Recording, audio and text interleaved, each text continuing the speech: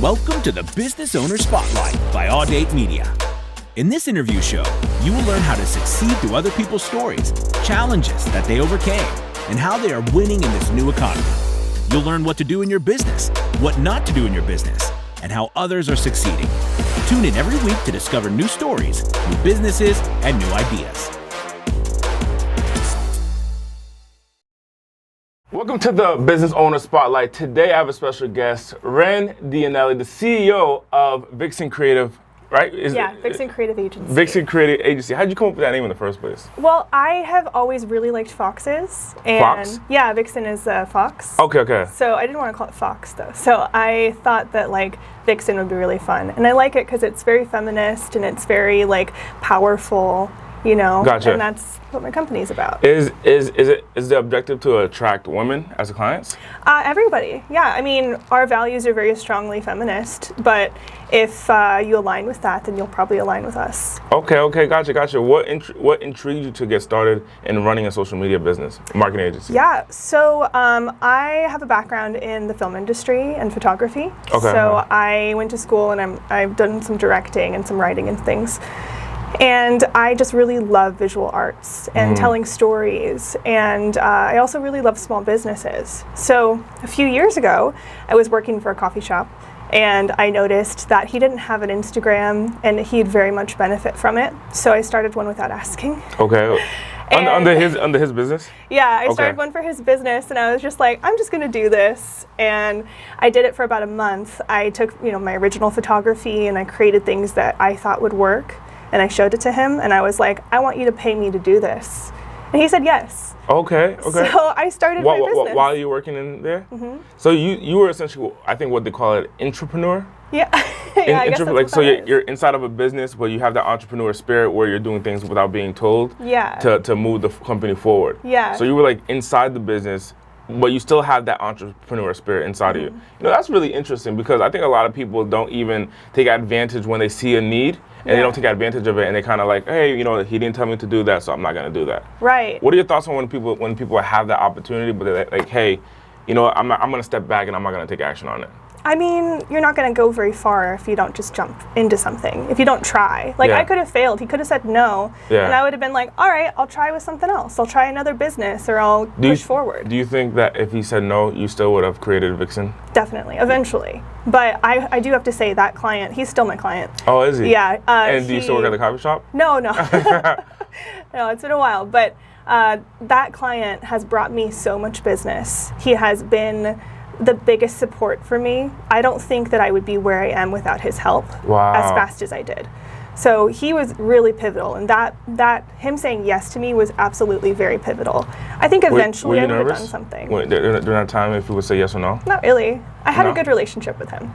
He's like family to me. Gotcha. He became that way. So when I asked, I kind of was just like, what do you think? How about it? And he said yes. Okay. Now, what does social media do for someone like a coffee shop? Oh my gosh, so much. So something that, just a case study with that client alone, it will increase online sales. It'll increase social credibility, and you can reach out to your community directly. You give a chance for the people who love your coffee shop to have direct access to you, to post and tag you, to get involved and feel excited when you get posted onto the page. Even if it's a small account, there's something really special about your favorite coffee shop taking your post and putting it on there. What do you mean small account? Well, it's a small account, so it's it's a local roaster. They're very community based. They have a little over 1,000 followers. Okay. It's nothing huge. Oh, yeah. When you say small account, like the social media following? Yeah. Okay. It's a pretty small following in the grand scheme of things, but 1,000+ people that love that coffee shop follow that page. Yeah, that's a lot of people though. Yeah, so it's when you get excited when you post a picture of your latte and then that account reposts it. Yeah. So much of what we do for them is about being in their community and being a part of it. So they've also seen an amazing increase in sales. Last year when the pandemic started, we did a huge shift to do campaigns that pushed to the online shop to sell. We saw a 93%. The store? Yeah. So we did, there's an online shop for the coffee shop as well, because they sell their coffee online, because they're a roaster. And we shifted our focus on social media to push people to buy online. And this was right when the pandemic started. They saw a 93% increase in sales from the previous year. That's a lot. And that's all we changed, was what I did. That's a lot. So that's what social media does. What is it that you're doing though? Like, what makes it so unique? You know, it's something that I think that is what my company does different is that we're artistic. So I'm not just putting stock photos of coffee. I'm going in there and I'm taking beautiful photos of what the actual coffee bean in that store looks like. Gotcha. The roaster that's been there since it's from the 20s from Germany. Like, it's a beautiful piece of machinery. We take a bunch of pictures of that. Nobody else has that thing. You know. Gotcha. Like, we showcase what is special, and people love to see it. You know. Gotcha. So now, someone hires you, brings you on, and to have you run their social media. Is it just like running their accounts? Is it just managing their Facebook and Instagram? It's so much. I mean, we can do anything about your online presence, really. So it's a lot more than just managing, too. Everything that we do is very data-driven, and I have strategies, and I'm very actively updating what that data tells me. So if I see something particular is working, we'll do more of it. Something's not working, we'll do less of it, or not at all. We pay attention to what's going on. I don't just make nice things and post them. Yeah. You know, like I'm very involved. Like me, myself, I'm in that account, talking to your followers, liking other posts, interacting, showing people that there's a human being behind your brand. That goes a really long way in creating a relationship with your fans. Yeah, 100%. And now, when you talk about data, what type of data? Because I know like Facebook is all about data. Yeah. Right? They're all about, hey, I need to get data. What type of data are you talking about? So analytics, like what your reach looks like. So how many unique accounts are seeing your post? What's the reach? How many impressions would be like how many times that thing is on a screen. So, for example, we just did a post for the coffee shop. We boosted it over 5 days with $100, and we saw 12,000 impressions. Wow. So 12,000 times that this post was seen. Yes. That's amazing. And it was a post about hiring, so they got a bunch of applicants. Gotcha. Yeah. So now that can bring in top talent from around the country or even locally. Yeah, locally, because it's targeted the way that I have whatever they want. So in this case, we targeted a 5-mile radius, a certain age group, a certain set of interests, so that the only people seeing that ad were people that were pre-qualified to apply. Gotcha. So what's your goals now for your company? Oh, wow. So Vixen Creative Agency officially started this year, around the beginning of this year. I've been doing this for over 3 years myself, but I actually got more serious, in the last 6 months. And I have been working really hard to figure out exactly what direction I want to head in, but I think I've got it figured out. I would love to go international at some point. But the idea is to have a branch in all the main cities where my company is connecting local artists with small businesses. And we're making authentic, creative, very unique, beautiful content. And then we're giving it to these local businesses. And then my company is in charge of making sure it works. So with our data and our strategies and everything that we do in-house, we're taking unique content, giving it to small businesses. Gotcha. And so it started 6 months ago. And so what were you doing before? Well, I was doing this for the last few years, just kind of on the side. Okay, like a side hustle. Yeah, like a side hustle. Because when I asked the coffee shop to let me do it, it was very much like just a test. I just wanted to try something different. Oh, were you at the coffee shop last year? I was there until the end of last year. Oh, okay. So this is like a real recent. Yeah, because this was in Long Beach, California. Gotcha. So I was still working at the coffee shop. I was the director of marketing. Like I only worked in the back of house. I didn't make coffee anymore. Gotcha. Like I got myself a nice promotion too, Yeah. But I was doing like his accounting and his bookkeeping and all of his media and marketing. And I did all the management for the coffee shop that wasn't directly with the employees. I see. So I was doing that for a while, and then I've had a good handful of clients for a long time. Like I've lived off my business since I started it practically. Impressive. So the future of Vixen is for you to essentially build. Is it a franchise model or is it corporate and then you have multiple branches around the country? I think it'd be corporate because I want to still have the overall control of like how things happen and make sure that they stay to my standards. Okay. But I can see it growing in a way where I have like just, a tree of management and of people who are able to go out and find the artists and find the businesses and make the connections happen, and then the rest of us in-house, like just make sure everything runs smoothly. Gotcha. So in the future, you're gonna have these different branches. What makes you so confident and what makes you able to think so big? I mean, some people would say, hey, the big step was I have a business, so I'm straight, like I'm good. I'm good, like let's stop right here. But you're saying, no, I already have the business, I have clients and it's successful, but I wanna grow and I wanna be even bigger. Yeah. Like, what makes you have so much guts to be able to create something like that? I don't know, I have big ideas and I go for them and I don't let failure stop me. And how does these ideas come to you? Is it like, you're sleeping? Is it you're driving? Is it you're taking a shower and you're like, oh, you know what? Let me start a branch. Let me start branches in the future. I mean, I am always just thinking about stuff. This most recent, I just recently was talking to one of my girls in my company and she was saying how she can't wait until we grow internationally. And I was like, what would that look like? And I thought more about it and I was like, she's right. We could be doing this on an endless scale. Yeah. Why would I stop in my city? Why would I stop in my country? Why wouldn't I go, global? Gotcha. Man, is it scary to think like that? Not really. It's exciting. I know a lot of people can definitely get scared of those ideas, but I've never been like that. I've always gone for it. I'm still pursuing a career as a filmmaker, but that's something that's kind of on the back burner because of the pandemic, so I had to pivot into this business more, which is not a bad thing at all. Having an online business was what saved me, so. Right. So what are the step-by-step processes to get you to go from being local to global? Yeah, so right now all of my clients are still in California. So I don't even have any clients here in Las Vegas yet. Okay. But I think that advertising will probably be very helpful for me. Yeah, of course. I haven't done any advertising. All my business is based on referrals still. Gotcha. So everyone is kind of in the network of California. What I would do is just continue to network and advertise and tell people who I am, what I do and why, and it'll just happen naturally as I continue to pursue that. What about the scaling portion? Being able to manage such a large group of people, processes, systems. What about that portion?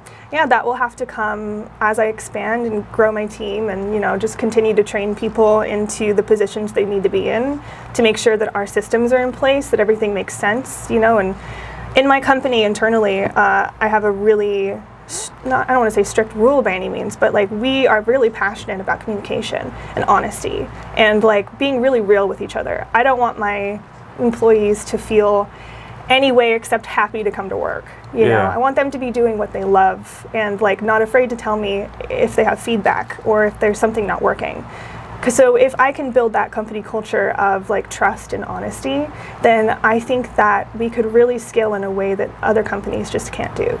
Now you talk about your employees. Where are your employees based out of? Are they Vegas? Are they California? Are they elsewhere? Currently, I have a few VAs that are based in the Philippines. Okay. They are so incredible. I love my girls. And I'm actually hiring a couple more in the coming weeks too. So we're just continuously growing step by step. What's been your business like because of having VAs and working with virtual assistants? It has been easier by far. I did not know what I was missing, I was doing this by myself. That's why I couldn't grow. And as soon as I got VAs in, I realized that I could delegate so much of what I do and it would be done better than I could have done it. 100%, okay. Yeah. Gotcha. And what challenges have you seen with having VAs though? With having VAs run your business? I have seen mostly sometimes communication can be an issue, so that's why I'm really on top of it, because I just want to make sure that they're able to know that they can talk to me about anything, right? So if there's an issue or if something's taking too long or there's a question, send me a message on Slack, I'm here, Gotcha. So leaving an open line of communication, is that what it is? Yeah, definitely. And ensuring that they understand that they can use it, I'm accessible. Gotcha. Man, that's powerful because I know that there's this gap between, especially in the Philippines, there's this gap between employees and the boss or the owner of the company, where there's typically not a line of communication there, but you instill that in your organization. Mm-hmm. Now, absolutely. Culturally, because we have virtual assistants in the Philippines as well, culturally, I know that it can be challenging to have this line of communication. How do you, open up that door? What are the processes that you do to open up that door? What I've been doing, and it's working so far, is when I bring them in immediately, I tell them, like, truly, this is not like any other company you've worked for. I am not like any other CEO you've worked for. Like, I want you to talk to me. I want you to tell me how you feel, good or bad. And I try to set that up and make sure they understand it and really connect with them. Then once we're working together, I have a lot of meetings in place. So my company culture is extremely important to me, because even if it was just me and one other person, I would still feel this way. Like, I want them to love what they do. So we have the first day of the week there, Monday. There's what I call a water cooler meeting, and all of the girls, everyone in the company, they all You get on have a lot of Zoom. people in your company? I will have 4 very soon. I had 3, now I have 2, and I'll have 2 more. So you're growing. I am growing. Yeah. And I'm like learning what positions I'm in need of. Like I'm getting another designer, I'm getting a project manager, I have an analyst, and I have a content manager. So, and then me. Gotcha. But yeah, so the water cooler meeting in the beginning of the week is just for them. I don't attend that one. It's for them to hang out, talk about whatever they want. Most of the time they end up co-working, which I think is really cute. I love it. They all love like working together. Like they told me the other day that they feel like sisters. Yeah. And I'm like, oh, that's what I want. And then on the next day, on my Monday, so their Tuesday, we have their weekly sync. So it's all about the business, catching them up on news. I'm very open about everything with them. I tell them about my client meetings. I tell them about what we're changing in the business. I ask them for feedback. Like they are super involved. So that's big. Like really, this open communication. Yeah, they feel invested in what we're doing. I want them to like know that they are part of it and their ideas are welcome. I tell them all the time, like I couldn't do any of this without them. So I want to hear their feedback.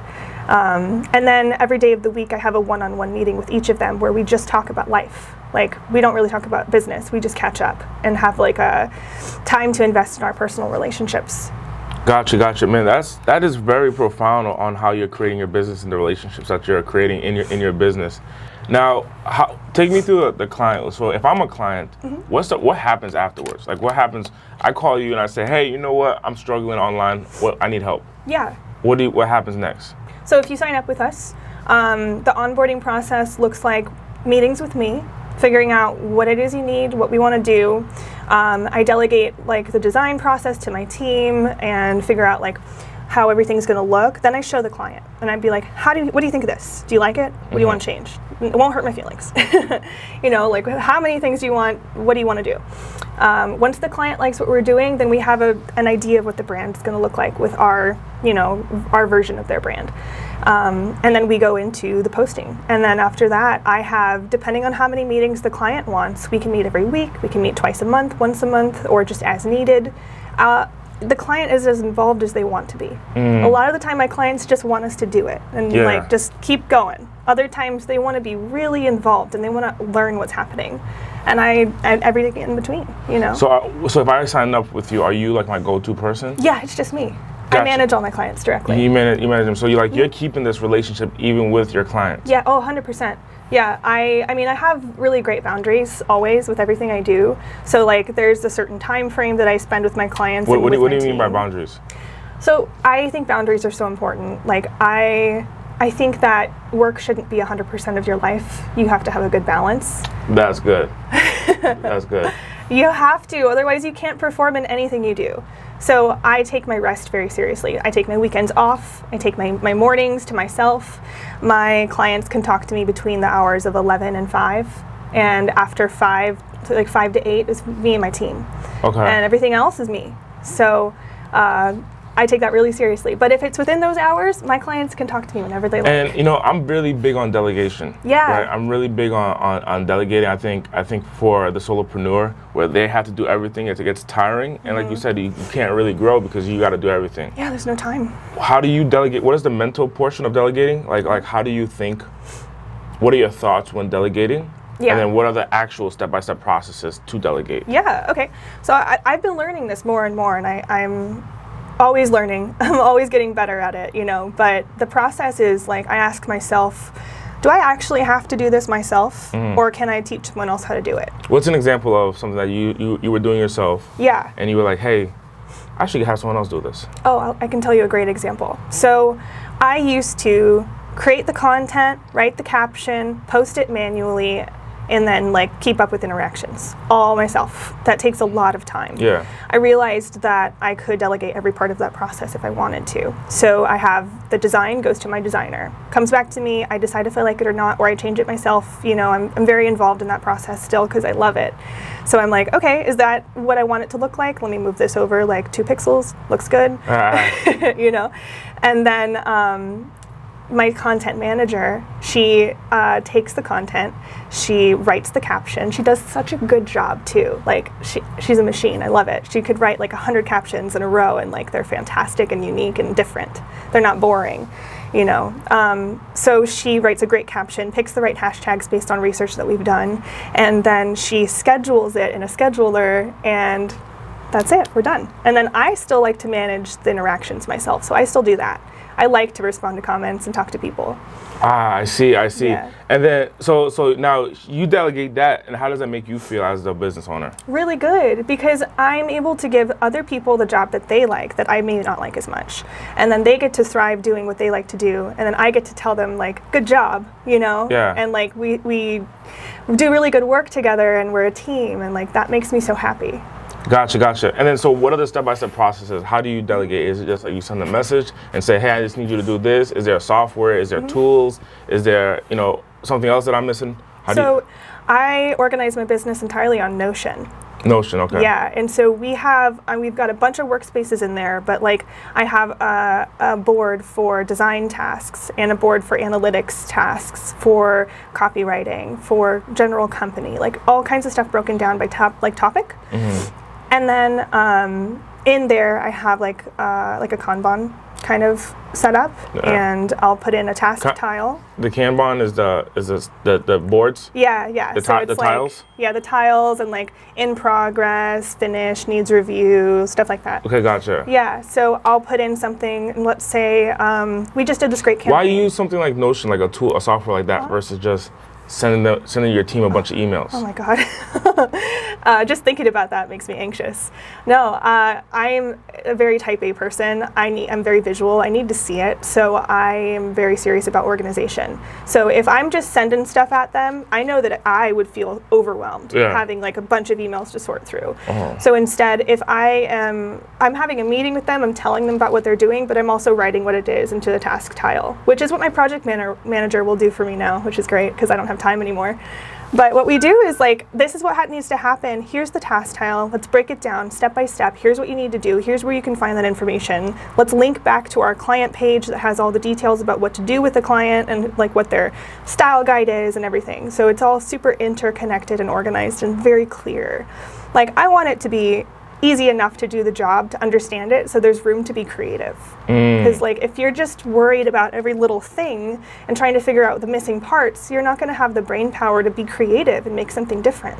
And I need them to be creative. So I take all of the guesswork out of it, best I can. So how could business owners, reach out to you and build a relationship with you? Because you're based here in Las Vegas, right? I am, yeah, but obviously I'll take clients from anywhere. So how could people reach out to you and build a relationship with you so you can help them in their social media needs? Yeah, so phone call, email, I have a Calendly so they can book a Zoom call with me. I love Zoom. Zoom is my favorite. So what phone number do you want them to call? Okay, or is it a website? What do you want? I'd probably prefer to give out my email. Okay. That would be the best way to get in contact with me. Okay, good people over here. All right. So my email is ren@vixencreativeagency.com. Okay, ren@vixencreative.agency.com. Thank you so much for being on the show, Ren. Yeah, thank you very much. And what is the last thing that you want to share with the audience so that way they know, what action steps to take next? It's just the fact that social media and online presence is really, really important, and doing it right is what makes it different. If you can be visually stunning and authentic, it will attract people to you without anything else invested. Gotcha. So we do that. Thank you so much for being on the show. Yeah. And if you're interested in her social media services, be sure to reach out to Ren. Tune in every week to discover new stories, new businesses, and new ideas.